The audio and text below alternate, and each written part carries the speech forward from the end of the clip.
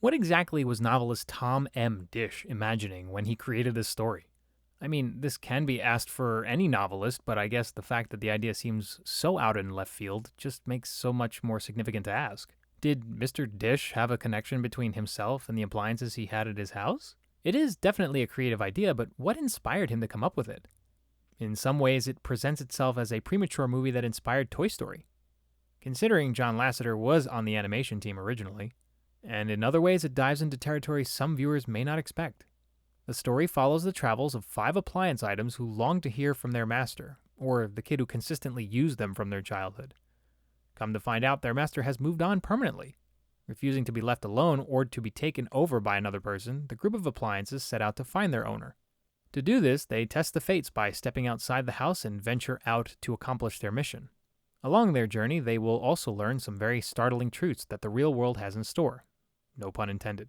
The screenplay, written by Jerry Reese and now deceased Disney veteran Joe Ranft, is praiseworthy for its creativeness and heartfelt characters. The voices cast behind the characters are great too.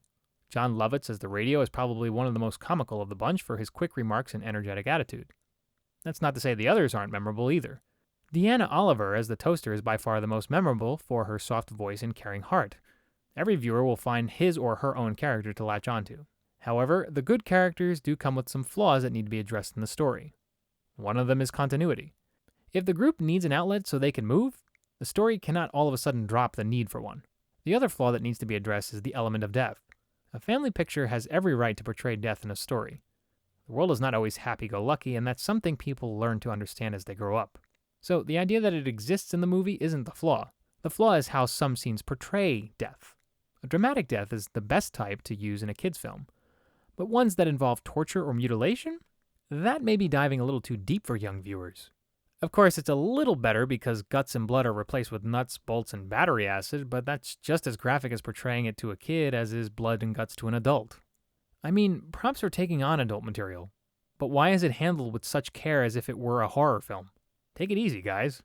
Other than that, the rest of the film provides solid entertainment. Along with likable characters are unique songs, although they may not stick, colorful animation, and appropriate film music. David Newman, who provided the score, didn't create a theme for these characters, but it does match the scenes effectively and do convey the correct emotion. If a family film is what you're looking for, this is definitely one that can be on your list. Hopefully for young ones nowadays, it shouldn't be too scary. Its story does suffer from minor continuity errors and portrays death fairly harsh for young viewers, but that doesn't stop the characters from being any more memorable than they already are. It may seem kiddie when in fact it is more adult than some may know.